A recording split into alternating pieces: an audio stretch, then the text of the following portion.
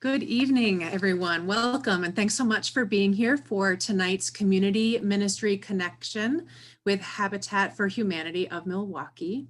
We are delighted that you have chosen to spend this evening with us.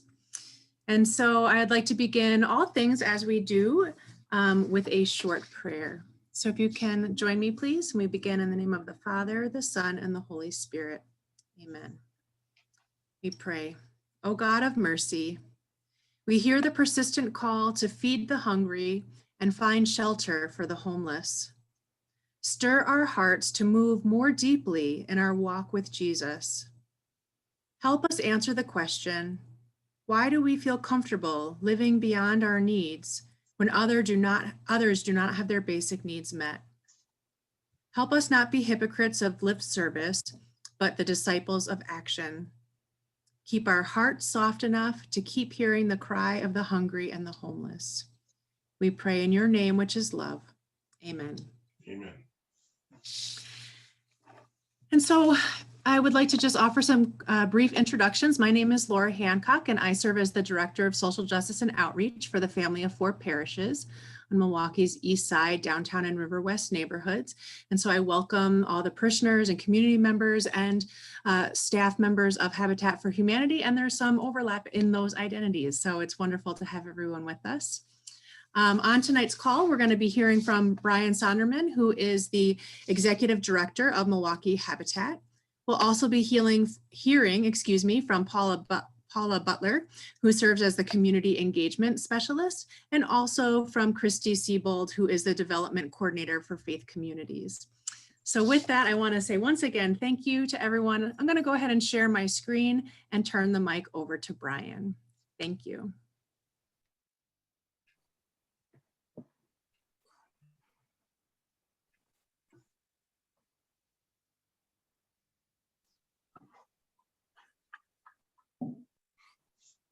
All right. Thanks, Laura. We're gonna have Brian get started. You can actually go to the next slide right away. And if you can see your chat, you can go ahead and answer this question for yourself. What percentage of a family's household income should be spent on housing? You can go ahead and throw your answers in the chat.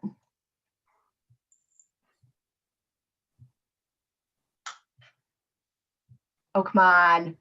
No, we got one. Good job, Ed. No one's guessing. Yeah, 30. Yeah. 35. So, Laura, if you advance just one, it should show the, yeah. 25 and a 30%. Yeah. Financial experts recommend spending less than 30% of your household income on housing. And so Brian's going to talk a little bit about how affordable housing and the barriers to affordable housing, how that impacts families. And then specifically in the Harambe neighborhood. So if you can go ahead to the next slide and Brian can take it away. Yeah. So everyone was who offered a guess there or from previous experience was pretty close to what those experts say is should be true. And we certainly would love to see, and most financial experts would say they would love to see people spending more or less than 30% on housing so that it can provide more funds for all the other needs that families have. Reality is in the United States today, people say that we're in the midst of an affordable housing crisis. And when they say that, they say that 1/6 families are in an unaffordable housing situation. 1 in 6, and in the state of Wisconsin as a whole, it's 1 in 9. But here in Milwaukee, we're in the midst and have been for quite some time, an even greater crisis, because this statistic is really daunting and should really grip us. Is that 1 in 3 Milwaukee renters pay more than half of their income on housing. So when you think about that, it really is an issue of a moral imperative. I think as we address this as a community, and really declare that it is unacceptable. In the city of Milwaukee, you might ask, well, why is that? What are the causes of that? Or is it really true? When the Wisconsin Public Policy Institute looked at this a couple of years ago, and they looked at our peer cities around the Midwest, what they found is that the city of Milwaukee is the most cost-burdened city in the Midwest for renters. It's more, people in Milwaukee are more cost-burdened for rental than they are in the Twin Cities, than they are in Chicago. And it has to do with income levels, certainly, but it also has to do with just the rent is too high for struggling families. And when you're struggling and you're paying that much in rent, you have very, very little left over for anything else. As you go to the next screen, this is the reality is for many people who are spending over half of their income on housing, they're faced with really difficult choices. And I guess as we sort of enter in and sort of live out the prayer that Laura prayed, it's really entering into a person and a family's situation and where they're at. And so for a family who's sort of at the median income level in Milwaukee, and that for a family of four, that's about $38,000. If they're spending over half their income on housing, then they have some decisions to make, and just put yourself in their place. Would you be able to, would you choose to save for the future, to invest in a child's maybe college education? Would you pay for prescriptions that your family needs? Or would you maybe skip prescriptions? Would you choose healthy food options? Would you potentially buy a car to get to a job and invest in transportation? And a lot of times those choices put people into this cycle. And it's really, we talk about a cycle of poverty, and housing is so central to that cycle. Oftentimes what ends up happening is it puts people into places where they can't make their rent. And when they do that over a period of time, it oftentimes leads to eviction. A couple of years ago, there's been a moratorium on evictions, but this is sort of an artificial time in our city. And there will come a day, not in the not too distant future, when evictions will become a regular part of life for many Milwaukee families. A couple of years ago, there were about 14,000 evictions in the city of Milwaukee. And, that's a staggering number. When you begin to think about how many per day that is, that means families' belongings are oftentimes placed on the curb, and you just see this played out over and over again. And each one of those situations is a family. It's a mom or a dad. It's children, oftentimes, who are left in a very vulnerable place. And so again, it's a situation that we see at Habitat. We know that some of our homeowners experience this multiple times in their upbringing. And it's one of the reasons they come to Habitat, is they say, we want a new future for our children and our grandchildren. We're specifically working in one neighborhood right now, and learn a little bit more about our strategy. But I just wanted you to kind of give a snapshot. What does this mean? High rent. What does this, what does it look like? If you're not in this place, it might be hard to kind of, relate to. So you can go to the next screen, and kind of gives you a sense of a neighborhood on the near north side called Harambe.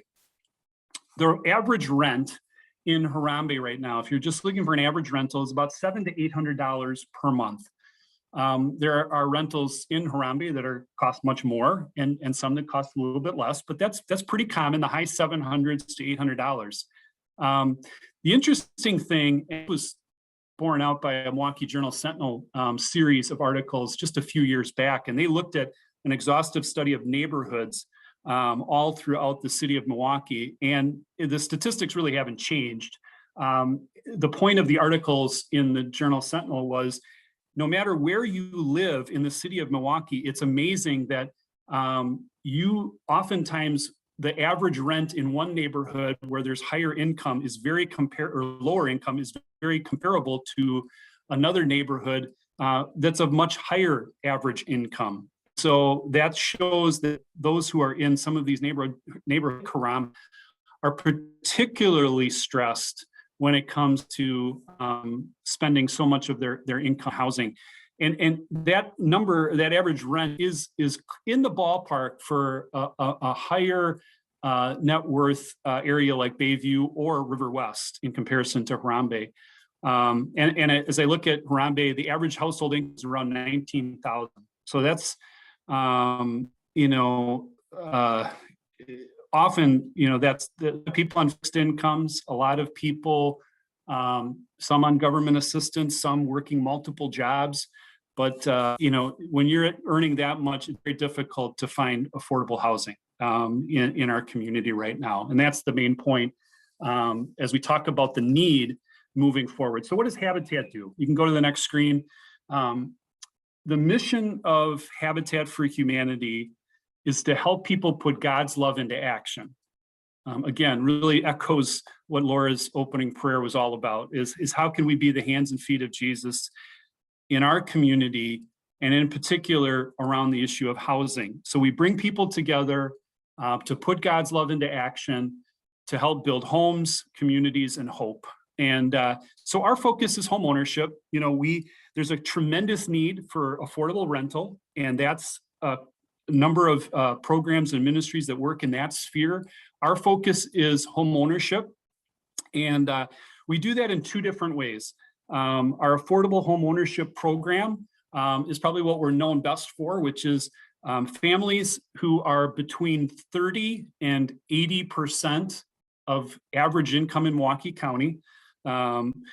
So these are folks who are not homeless per se, because in order to become a homeowner, you really have to be in a place where you can afford a Habitat mortgage.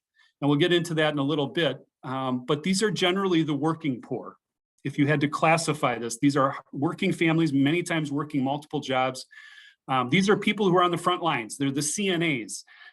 They're working in grocery stores. They're working in assembly factories and machine factories and things of that nature. We partner with them to become first-time home buyers. To become part of a the Habitat program, you have to be in that place, first-time home buyer, but be willing to invest hundreds of hours of sweat equity, helping to build your own home and your neighbor's home. And that's the process where, people build their house or help rehab a home that becomes theirs. They're true homeowners in every sense of the word. They have a mortgage, it's affordable, and they pay back that mortgage. And oftentimes they're able to save money by becoming a homeowner versus renting. On average, a family saves about $500 per year by being a Habitat homeowner over that rent that they would normally have in a neighborhood like Harambe. And oftentimes they save much more. So that's our affordable home ownership program. We've been able to build or fully rehab nearly 700 homes in our history since 1984. One of the things that we're obviously best known for. In addition to that, we also help to stabilize home ownership for families, and that's our critical home repair program. So we partner with families who are, again, in low to moderate income, same income demographics, but they own their own home, but they're struggling to stay in it safely and affordably. Sometimes they're on fixed income. They may be earning $12,000 or $13,000 a year. They've paid off their mortgage. They've lived in their home 40 years. They don't want to move. They don't need to move into assisted living. But what happens when their roof needs to be replaced, or they have a major code violation? They need accessibility to be able to use a downstairs bathroom. We see those situations every day. So we partner with families to provide affordable home repairs so that they can stay in their home and age in place oftentimes, but basically be safe and be in an affordable situation. So it's creating home ownership, but it's also preserving home ownership. That's really the Habitat model. When we work with families over the long haul, you can go to the next screen, we see tremendous impact. It not only provides financial stability, that makes sense. If it costs less to be a Habitat homeowner than it does to rent a home, that's a way of building wealth creation. It's a way of freeing up money to be spent on healthy eating, prescriptions, healthcare, investing for a child's education. But what we really see the impact and what we're most proud of is the impact that affordable housing has on a child's education. Affordable housing is oftentimes really about the next generation. Oftentimes when I talk with moms and dads who enter into our program or at their dedication, it's very rarely that I talk to a homeowner who says, I did this for myself. I did this for me.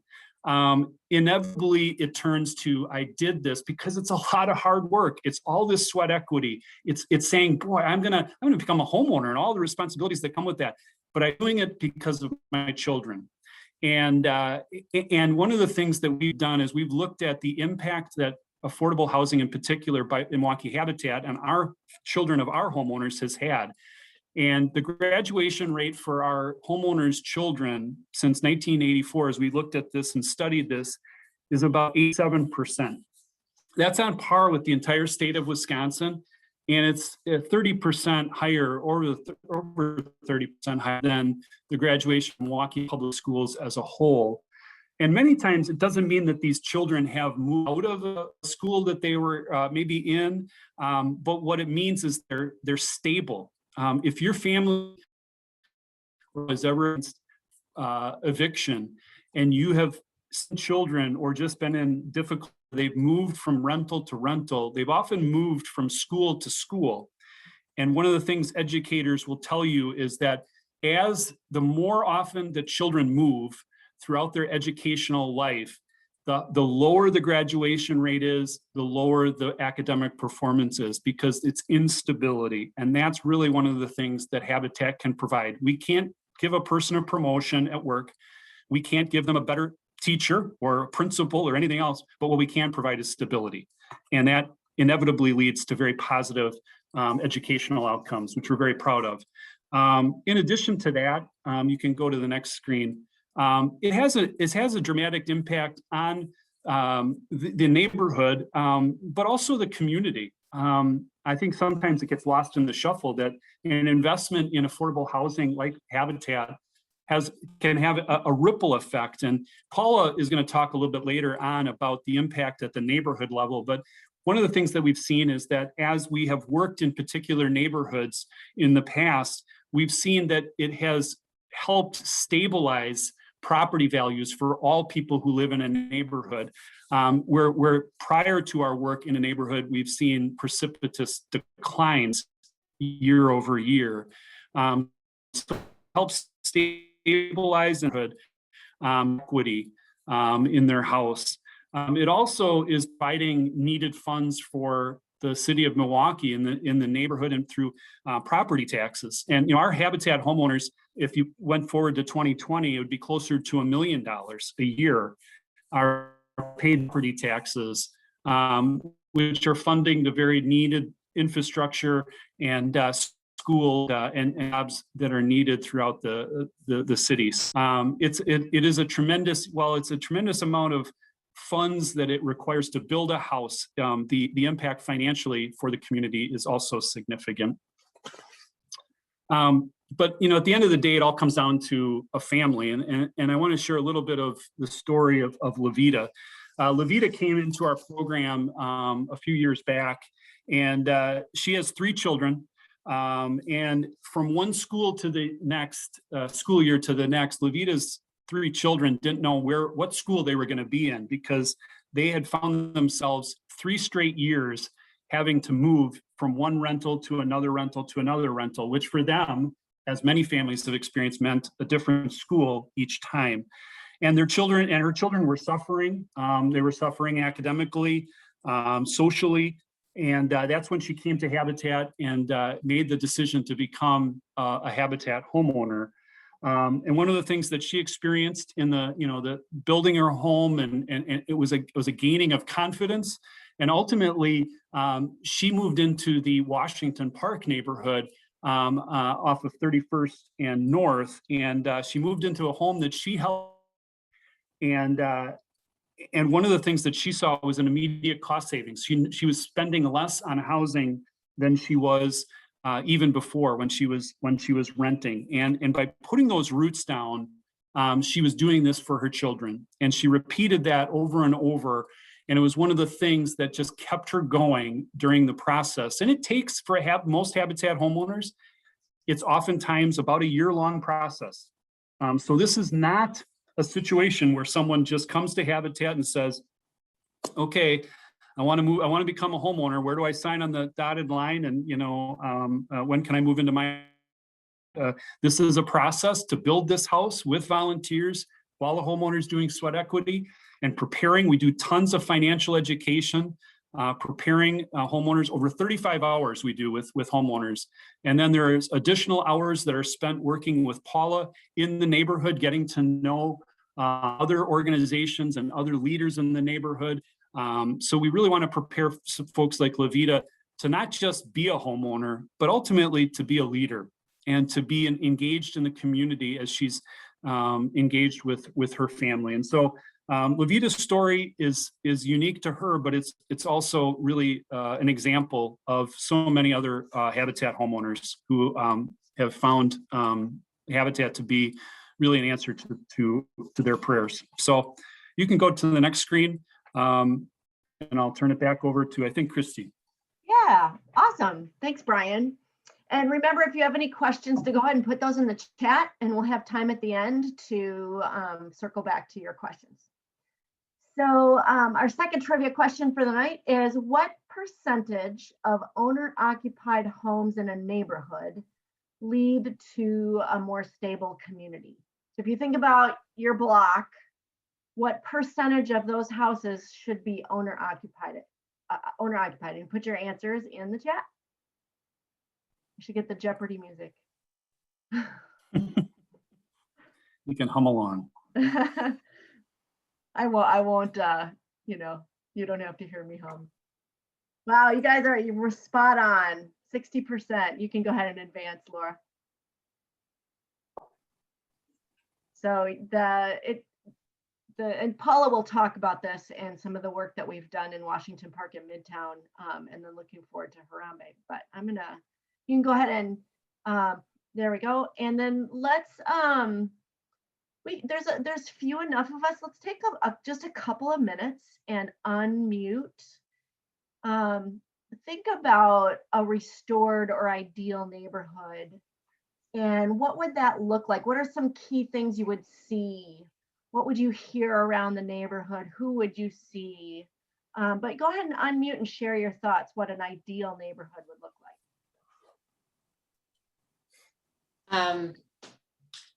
Adults like watching out for other children. So it's just like,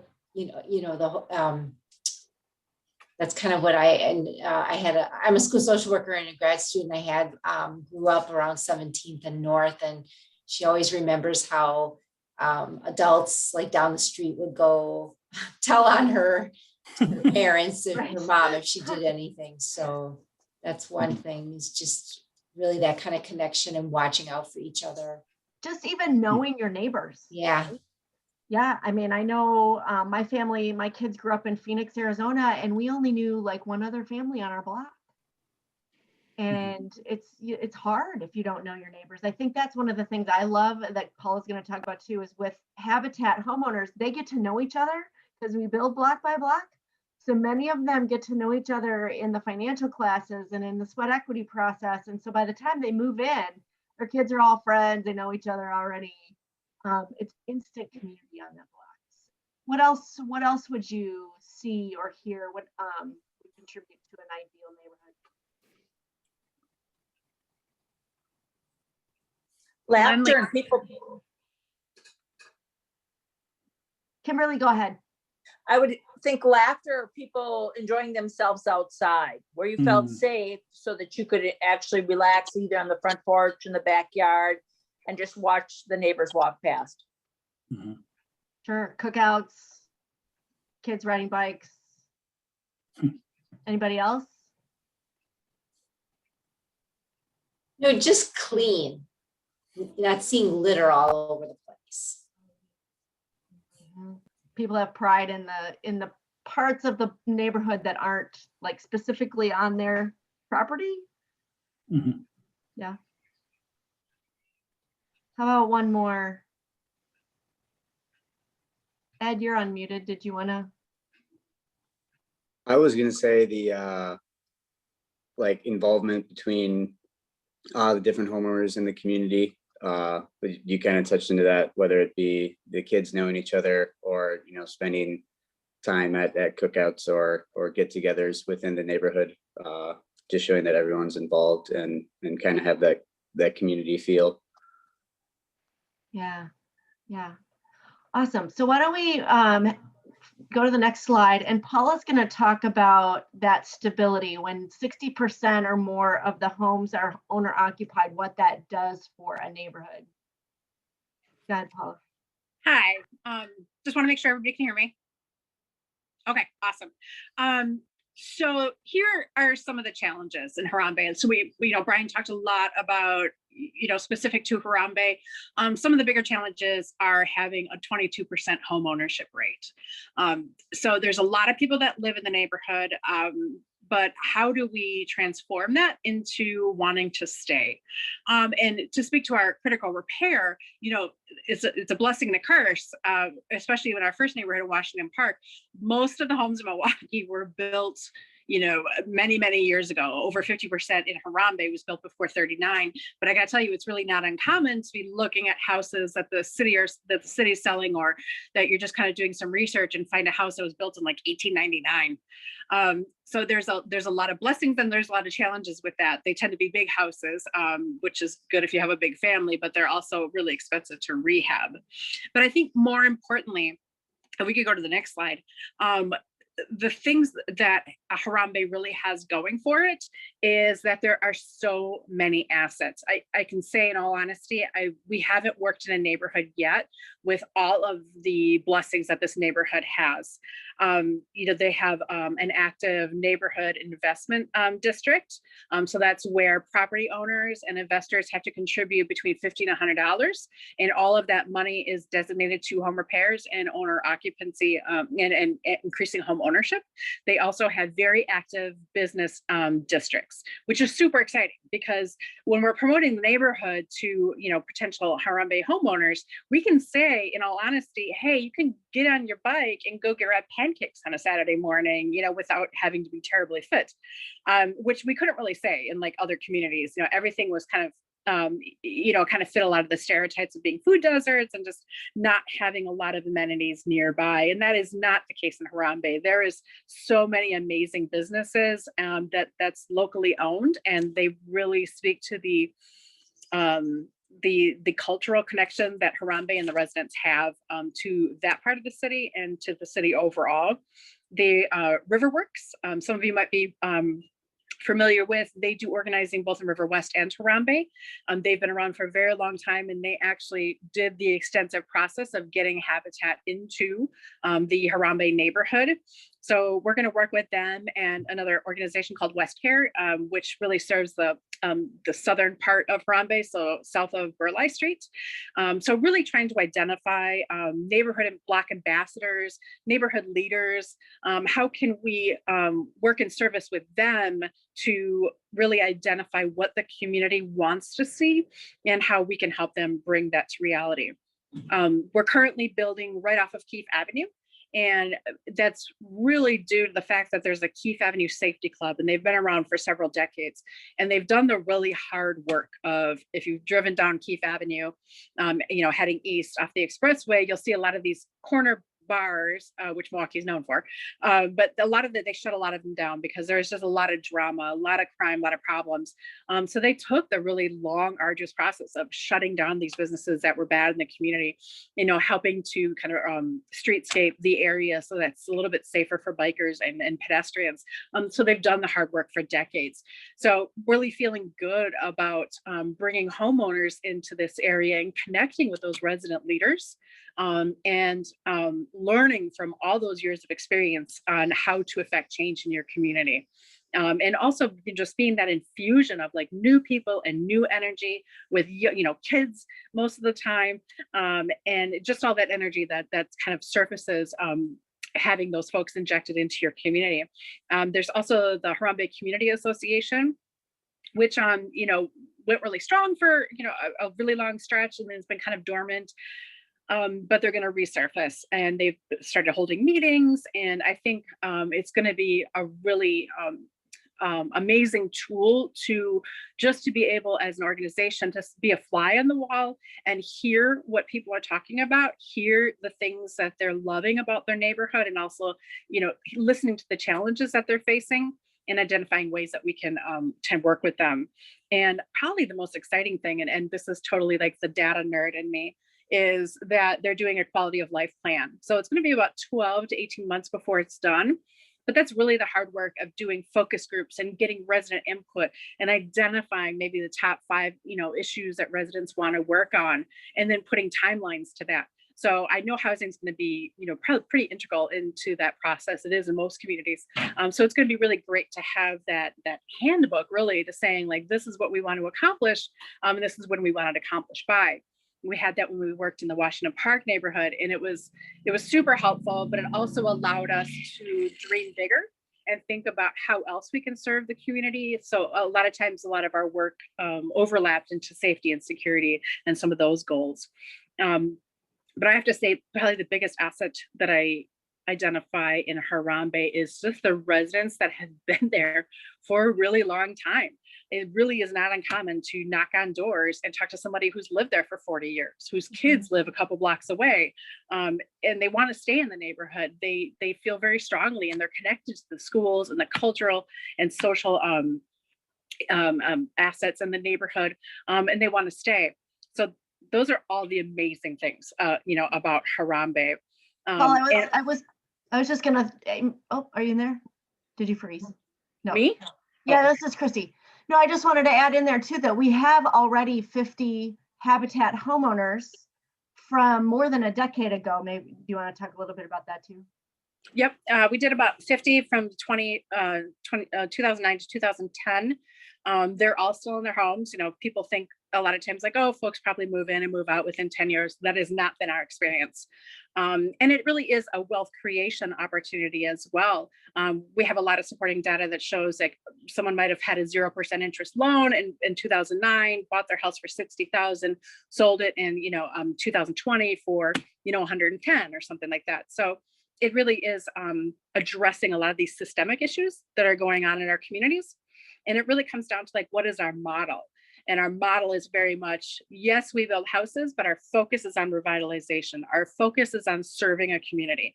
And if we can do that by injecting homeowners that know the neighborhood they're in and know the challenges and are excited about tackling those, that's great. If it means, writing grants to put in speed humps, like we did in Washington Park, because that was their number one issue was speeding, then that's how we serve. Servicing people who might be connected to Habitat through home repair or through ownership, but people who aren't as well. Because if you live on a block, there's going to be renters on that block. And how do you engage those youth? How do you engage those folks? Because like my family, my mom, rented for like 40 years before she bought her first house. So, we were very much staples in the neighborhood. So I'm never one to overlook people who reside in the neighborhood, but maybe don't fall into the Habitat umbrella. And preparing our families, like we talked about all the other things, but the safety and leadership class that we do is really working with our collaborative partners with the Milwaukee Police Department, as well as neighborhood services, various city entities, and really asking like what are the main issues in this community? So in Washington Park, like I said, it was speeding. There was a lot of open air drug dealing. But when we transitioned into the Midtown neighborhood, it was really more open air prostitution. So when we did our safety and leadership classes, we brought in the community liaison officers that families would be calling if they had crime-related issues or nuisance activity in their neighborhood. We brought in the City Department of Neighborhood Services. So if there's that house in the block that doesn't ever do repairs and it's an investment house and nobody can really find out who owns it, who's that connection at Department of Neighborhood Services. And then, as well as having whatever convening agency. So in Harambe, it would be Riverworks, and then later on West Care come in and really talk about how they can serve the community and how they can help develop leaders and kind of facilitate whatever the need is that our homeowners are noticing as they're building their houses. So if they're noticing like, geez, those alleys are really, got a lot of trash in them, we really kind of hand them that person that they could call and say, well, if you want to address it and you want to do neighborhood cleanup, call X.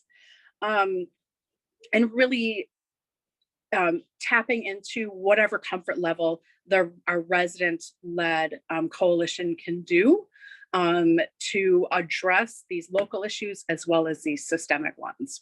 If you go to the next slide. And we know this isn't kind of just a shot in the dark, kind of a random strategy, because it actually has worked. In Washington Park, on the blocks that we built on, we saw a 46% reduction in violent and property crimes. So we know these things worked. We know when we connect people to each other and to the various agencies and persons that can really affect change in their life, that they're going to do it. And it's going to show, and it's going to really bring up the entire block, if not surrounding blocks as well, because we have the proof. If you could do the next slide. So we do a great service, I like to say, and bring up to our older persons regularly. We do a great service when you give us a lot and we build a house on it, because we save you lots of money. I can also tell you that the 50 homeowners in Harambe and our assistant executive director did an extensive research, and they have paid to date over $88,000 in taxes, and they've almost $7,500 into the NID, so that fund that's just used for home repair and home ownership. So the Habitat folks have contributed to all of these amazing things that we're doing. And Brian, go ahead and correct me if I'm wrong, but I believe we also have learned that people who have the home repairs done see almost a $2,000 benefit. So if instead of hiring company A to re-roof, having Habitat do it, will save them save homeowners about $2,000. So lots of different assets, lots of different ways our folks contribute on a monetary level, as well as in the social engagements. In the next slide, please. So this is what it looks like when we get into a community where there is lots of vacant spaces due to demolition, or in the Midtown neighborhood, it was actually land that was saved for light rail. And they finally gave it up to us because they realized we could do the most good with it, of course. So this may be how some areas look in Harambe, but it's not going to be the norm. What's going to be much more the norm is really engaging a lot of the folks that lived on the block for a long time, helping them come together. So it might not look as cohesive.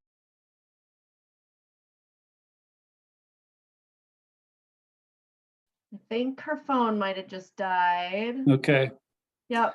I can complete her thought. Sure. Yeah, because Paul and I worked for so long. I think we're in each other's head. Heads. Yeah. But yeah, so I mean, this is in Washington Park, where we were able to have significant numbers of homes really close together. Harambe is a little different situation in that some of the lots are more scattered throughout the neighborhood. There are a lot of them, but there are clusters of maybe 2 or 3 at most. So it'll look a little different. And Paula's, work is supplemented by the tremendous assets in the neighborhood, but also the challenge of, we'll be working alongside, residents who own their own homes, maybe are in need of critical home repair, as well as, investor owners, because as she mentioned, 22% is the home ownership rate. And if we want to get that up to close to 60% on the blocks where we're working, We do have a significant amount of work ahead of us, and it's a long work. We're not envisioning this being a few years in nature. So you can go to the next screen. So this is sort of a little map of sort of the description of the community. So, it goes all the way from Keefe, to the north, and then North Avenue to the south. And one of the things that's true of Harambe is in the north half of Harambe, where we're focusing right now, the home ownership rate is even lower than the neighborhood as a whole, and property values are much lower.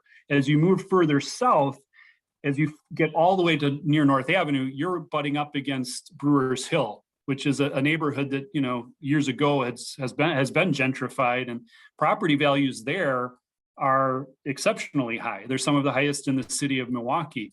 So we're going to have some interesting dynamics as we work south, but we're really excited about the opportunity. So our plan over the next at least 4 years, and I'm guessing more like 6 or more years, is to really focus in the Harambe neighborhood. Over the next 4 years, our goal is to build 80 new construction homes. We'll also do some rehabbing of homes, and then to do 160 or more critical home repairs on the northwest side. So that's a significant investment, something on the order of $18 million. It is what we anticipate when we're all said and done. That's a combination of selling those homes to eventual homeowners, critical home repair recipients paying back a portion of that on an affordable scale for those repairs. But it's also fundraising, a variety of different ways in which we raise money. About 10% of the funding that we receive is or less is from the government, and that means 90% is raised from private sources, from corporations, foundations, individuals, faith communities, to do the work that we do. So it's an ambitious plan, but one that we're very, very excited about. You can go to the next screen. I love this quote from Henry Nouwen, because I think it really does encapsulate sort of the model of in the ministry of Habitat, which is, I don't even know how this, when Nouwen says the mystery of ministry, Habitat is a mystery in many ways. Is, if you wanted to build a house efficiently, and you'd get the most highly skilled people, you'd bring them on staff, you'd give everybody a nail gun, and you'd just say, go to work. But we don't do it that way. We work with everybody and anybody who comes out to a build site. We don't build homes for someone, we build with, and that's the mutuality of really the ministry that Nouwen's talking about. We bring our own limited and very conditional love and allow that to be the gateway for the unlimited and the unconditional love of God. And that's really what we come on the build site to offer. Many people who come on the build site, and maybe some of you have come out, I know, no doubt you have, and maybe you bring a lot of construction skills, maybe you bring none, but what you bring is your heart who wants to love your neighbor. And I think this picture encapsulates that. This is a Burmese refugee, future Habitat homeowner, building alongside the president of a mortgage company. And they're doing that together. And I think, where else but on a Habitat build would we have a situation like this? And I also would say we have Republicans building with Democrats. And where else does that happen? Where they're not beating each other up with 2x4s. It's very exciting. We have people of all different faith denominations or no faith at all. We have banks building alongside other bankers, and real estate agents with their competitors coming together to help build a home. It's a beautiful thing, and it's always with and not for future homeowners. Because this is all, it's not we're doing this for you, it's we're doing this together as an expression of God's love. And that's the beauty, I think, of Habitat. It's why I love being a part of this organization. And it's why I love I can't necessarily share this, and it makes sense with some of our corporate partners because they don't speak this language, but I know you speak this language and you get it. And so that's what we're, sort of the Habitat model and what we're really just inviting more and more people to experience, because I think it's that the power of being out on a build site and just really experiencing that, working alongside others who you get to know their stories and they get to know yours a little bit as you're serving together. And ultimately it's an act of being the hands and feet of Jesus. And so thanks so much. As I'll hand it back over to Christy as we wrap up. Great, thanks you guys. I just want to wrap up with, first of all, just saying thank you for having us be your ministry partner, community ministry partner for the month of May, but also for all the past history that the Family of Four Parishes has in supporting Milwaukee Habitat. And many of you probably know this, but in 2019, the Family of Four Parishes Lenten offering raised enough money to sponsor a house, and that homeowner, her name is Deidre, and I know Laura has shared Deidre's bio. So Deidre has been in her home since middle of last year. I think right after the pandemic hit, she was able to move into her home and so have a safer at home experience in her own home, which is an amazing blessing. And if you go to the next slide, just going to share a couple of ways for you to continue to be involved. I'm putting a link in the chat right now. Paula put together an amazing list of resources for you.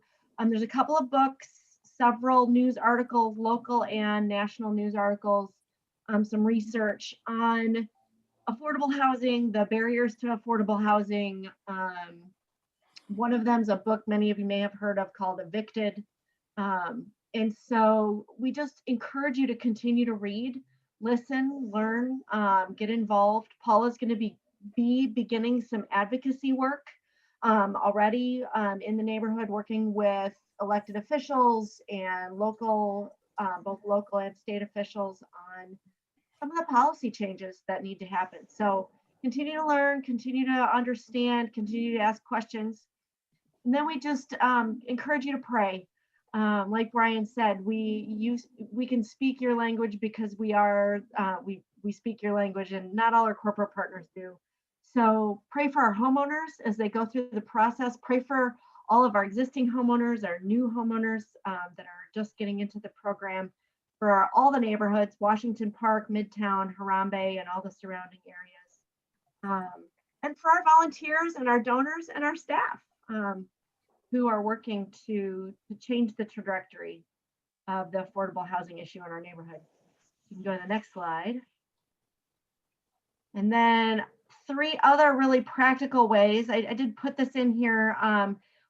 We are welcoming volunteer groups to our build sites, still on a limited basis. If you've ever volunteered before, actually raise your hand. You can do that with the little reaction thing, or raise your hand if you've ever volunteered on a site before. Not everybody has their camera on. Yeah, if you've ever volunteered before, we're not having groups of 10 to 12 to 15. Through COVID, we've been limiting to 3 to 5. Now with some of the changes, our team will be reevaluating what that looks like in the future. But you do have a group of coming out this Saturday of people from Family of Four. I am not going to be able to be out there, but there'll be somebody out there to greet you. There'll be a walking tour. So you can go around the neighborhood at lunchtime and learn more about the neighborhood where that house is being built. There will be future days. And I know Beth and Laura and I will keep in touch so that you have more opportunities to build through the build season this year. And then we also just want to remind you that our Restore is actually one of our largest funding generators. We opened a brand new Restore in Franklin, which is really quick for anyone that lives near one of the congregations. Just zip down Highway 43 and get off at Rawson.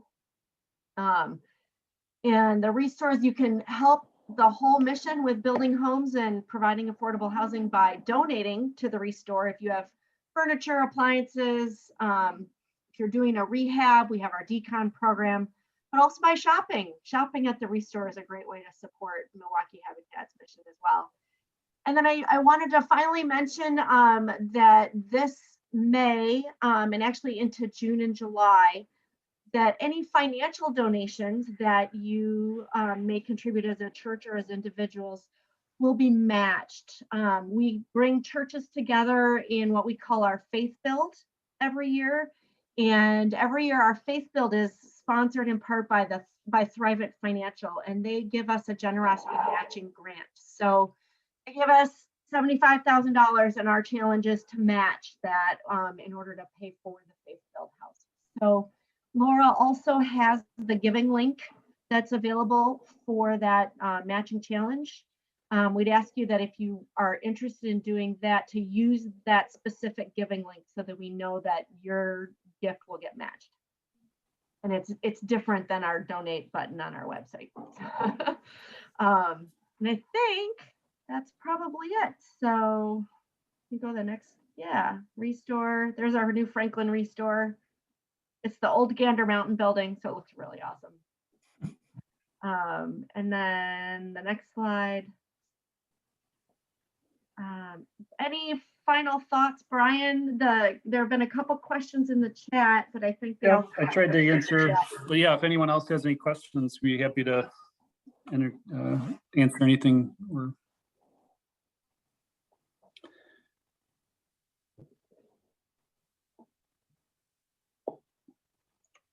I did see a couple of questions in the chat that I know, Brian, that you gave some answer to. I don't know if you would be able to expand any further on either of them. Yeah, so, a great question on what can be done on the eviction issue. And I do know that there are some efforts legislatively to continue to try to push that date out. And so that's certainly a practical way of, if you're so moved to contact both at the state and the city level. Some of it's federal in nature as well. But so at some point, the likelihood is that period of time will come to an end, and then the question is, how can we be available as a community to help families who are going to be faced with potential for eviction? And one of the things that I mentioned is the United Way. Actually, pre-COVID started a effort to end family homelessness, and some of you may be familiar with this. And we're actually connected in part to that effort by helping with foreclosure, helping people stay in their homes, getting financial counseling, and helping to keep people in their house. But the effort, it also involves helping to provide more assistance for legal defense for people who are going through eviction. And so I would encourage you to check out United Way's efforts to end family homelessness, and in particular, the issue around legal assistance, because that's a big issue for a lot of families. And I know that Matt Desmond talked about that in Evicted, and it continues to be a challenge. Many times, people are being evicted not because for necessarily fully legal reasons. Oftentimes they're being evicted and they don't have someone who's able to really represent them well. And when they have representation, what people find nationally is the eviction rate goes way, way down. It's just, they just don't have that counsel. And so that's a critical piece to all of this, and to help people stay connected. To stay in their homes. The other piece with critical home repairs, one of the things we're really excited about, I love this program because for a lot less dollars, we can help someone stay in their home long term. And if you've ever had to maybe help a family member get into assisted living, and you know what the cost of assisted living is, and if we can help people stay in their homes safely and affordably, age in place, it's a much better financial investment for our community. And it's where people want to stay. They know their neighbors. a huge part of Paula's work in a neighborhood is about having longtime homeowners engaged. Some of the most engaged people, and the people who know the children's names and are willing to get out and tell a kid stop doing something that they shouldn't be doing, are oftentimes the same people that we help with critical home repairs because they've been in their home 40 years and their filter is shot pretty much at this point. They're ready, they'll just be able to share what they think and kind of keep people in line. And so it's great. And we've done some amazing projects where we've had families who weren't able to use a bathroom for years because it wasn't accessible or it wasn't even inhabitable. And now they're able to regularly use that. And it's stuff like that. It's not granite countertops. It's not, flat screen TVs. It's the really essential things that people need to live in their home safely.